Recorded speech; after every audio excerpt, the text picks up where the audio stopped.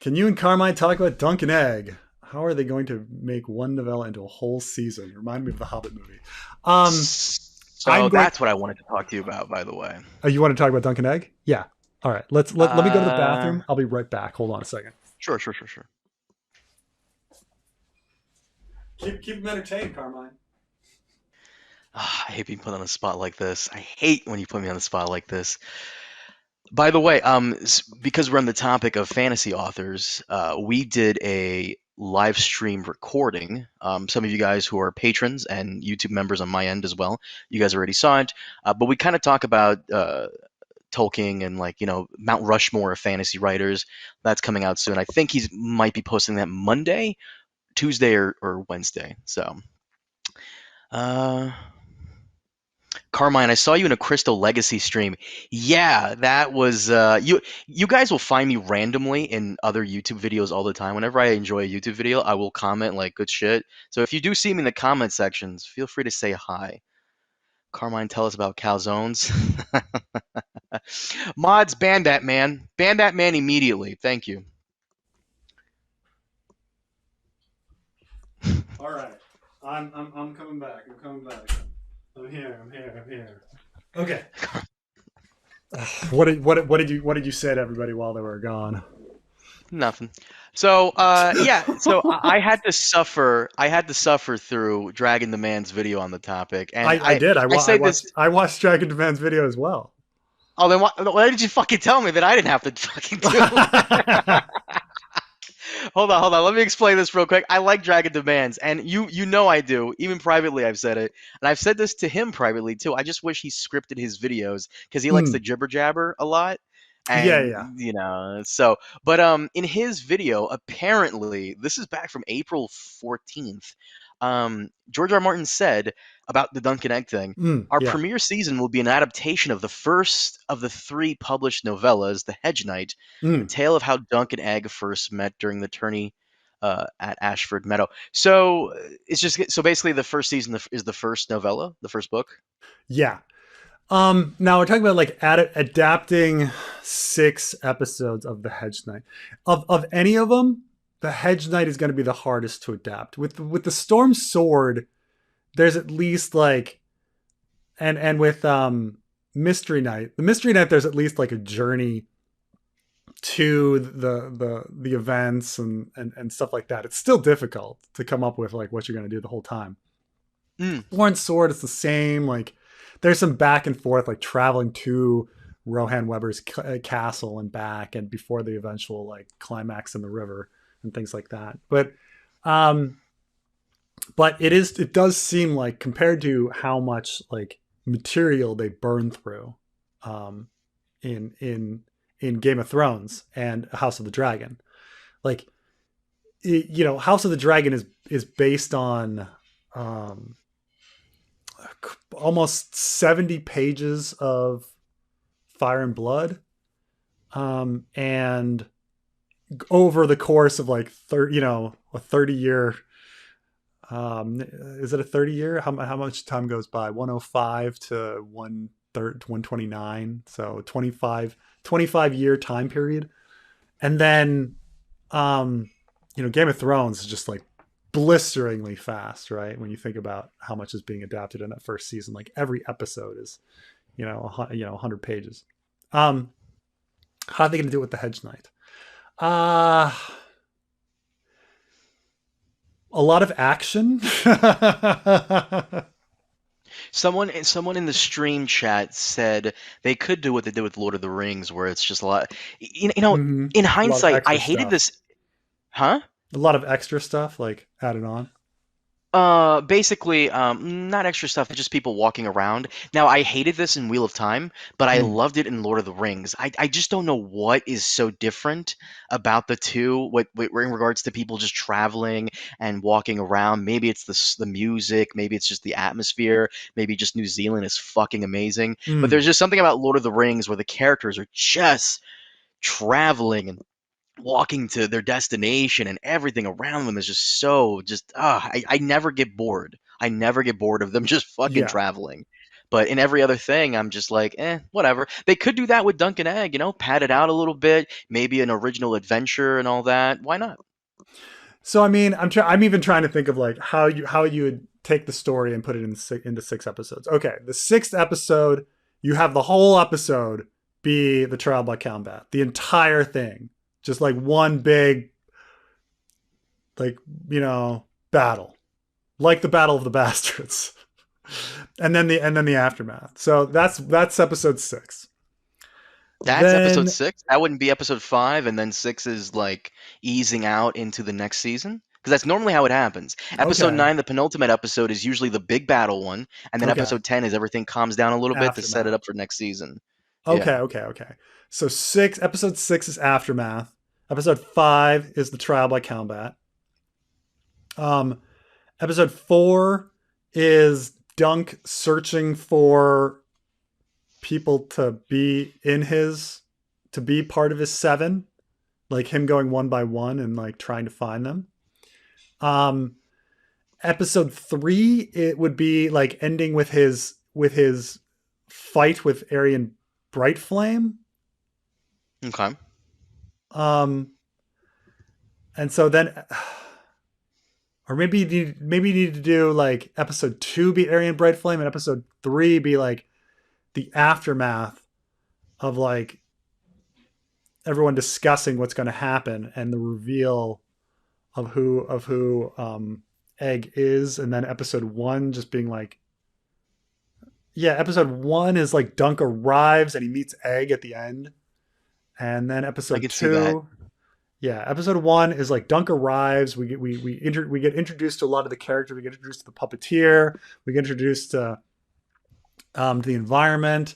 You get flashbacks maybe to like Dunk's life with like Arlen Pennytree, and then you end with him like meeting the boy, and you need some sort of shock, so maybe it reveals to the audience that he's actually a Targaryen, somehow.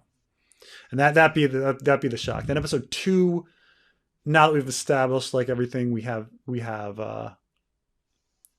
him again, I don't know, being around and then getting in his fight with Arryn Brightflame at the end, and then ending on a big shock, like ending with people's arms broken and whatever. Episode 3, the aftermath, him talking to people about. I mean, it's almost too much for episode 3 to be the aftermath, but like, and then episode 4 is him searching for the people to be part of his trial, and then the trial is episode 5, and 6 is the aftermath to that. But that's still a lot. It's still really stretching it out. You know how you really episode 1, because we need to spend time with Dunk to care about him. So episode 1 would have to be at least an hour and 30 minutes, and then episode 6 would also have to be over an hour. None of that bullshit where it's like 50. It said it's an hour and 20, but it's really like 45 minutes. 15 minutes is like this, like the behind the scenes shit, and then 30 minutes is just the actors bullshit, and like I don't care about that. Yeah, We need a I mean, very or big you episode could to do open and close. episode 1 just be like Dunk's backstory, the whole thing, like how he gets on the road. You deal with the death of Arlen Pennytree and all of that. Like and then at the end he's like on his own. But I don't know what you'd find for that much to do in that episode. But I don't know. You just find a lot of distractions. I mean, it's Westeros, it's Game of Thrones, so it's just like for some reason the tourney is now going to be just filled with prostitution and like dicks and sex. It's going to be like it's going to be like the streets of King's Landing in House of the Dragon. Like all of a sudden, King's Landing is like filled with Dothraki. Like that's what's going to happen. Right? It's exactly what happened. Right? They're like, oh my gosh, when did? As long as there's no stupid exposition that Mysaria gives to Daemon, you are a Daemon Targaryen, the owner of Dark Sister. Okay, okay. What's it? Thank you for that. I you. needed to know this. By the way, what I also wanted to thank bring you, up with you. Thank you, women from across the narrow sea who is a sex worker. It's straight. You seem to care a lot about about Valyrian swords and thinks it's impressive who owns them. Thank you very much. The one thing I want to discuss with you is, and we've said this ad nauseum, how HBO, Mm, it's a whole Patreon thing, how HBO has almost nothing set up for yeah. 2024, Mm, 2025, and how House of the Dragon in 2024 is going to be their big bet.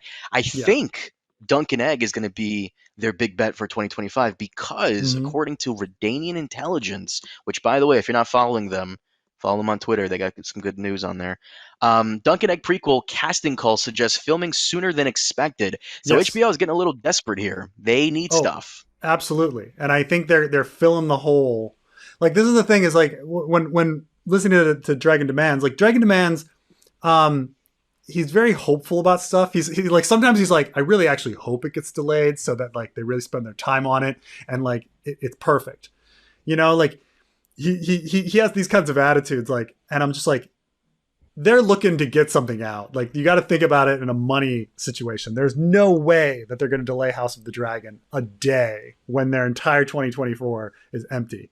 You know, they're not like I agree with him that it probably would be better if they delayed and took some time and did their proper reshoots. But they are fucking desperate right now, right?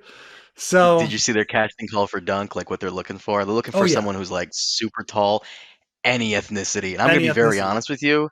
I kind of want, even though this is very rare, I kind of want a very tall Asian person to play Dunk because shake it Mm, the fuck up. We have a lot of white people characters. We have a black people characters. We got a mm, couple of Hispanic characters. I don't think yeah, we have one named Asian actor character in Ice and Fire adaptations. I don't think there's one. And before you go, Missaria, I don't know what the actress I is. thought Masario's. I I mean, I did. thought it was Masario's black, but I Sorry, actress. Let me look up. we Oh no. had I'm trying to think like East Asians. We had I mean named ones. We had a random woman in Volantis. Oh no, I'm wrong. Soyona Mizuno. She's a Japanese-born English actress. Yeah, but Missaria sucks. Give us a better character, Oh, like someone Masaria, who's yeah, not. Masaria is half Japanese, right? I didn't know that. Never mind. That She's sucks. Well, give us another Brazilian, one. Brazilian Japanese or something. What is it? Yeah, No, British. But British Brazilian Japanese. Where are you getting Brazilian? Where is I that? swear, man, I might be I, making that up, but you are making Argentinian. that up. I'm sorry that I confused it with Oh boy. Argentinia. I'm surprised it's She's Argentinian English. Oh, I see her. Her mother is half English, half Argentine, Yeah, and her father the is reason I assumed Brazilian is because Brazil has quite a large Japanese population, but she's actually Argentinian, half Argentinian. hmm Yeah, yeah, yeah, yeah. Um, but it would be nice to have minorities that are portrayed that aren't sex workers. Can we have any of those? Can we have that? Can we? I mean, the Valarians are it, but like, it's just too much of an opportunity to. I mean, I kind of agree with what Dragon Man said. Like, if you can make him ethnically ambiguous, to lean into the fact that like, um, Dunk's heritage is ambiguous. But the thing is, they're really going to go for who's the best actor, and I think they are going to lean into trying to hire a minority. Because they just need one in the lead role. Corlys Velaryon is the closest they've had, so they you know they'd probably like to hire And out of minority. all the non-white actors who are like main characters, he's the least interesting. Laenor was more interesting. Vaemond was more interesting. Lena for like 5 seconds of that episode 6 before she dies was more interesting. Everybody was more interesting I mean, than you Corlys know, Velaryon. I didn't think he was bad. I mean, I liked him. I No, liked him the a actor lot. was great, but Yeah, just yeah. the character The was. lines given to him were not great. The lines given to him were not great because he's given one motivation like I care about my name, okay, and doing whatever my wife says. I saw someone say, "Hey," I saw someone say, "Preston, why don't you audition?" What'd you say? Which I barely heard I you. said maybe I could be Sir Eustace Osprey. Time has passed for that, baby. Time is well past.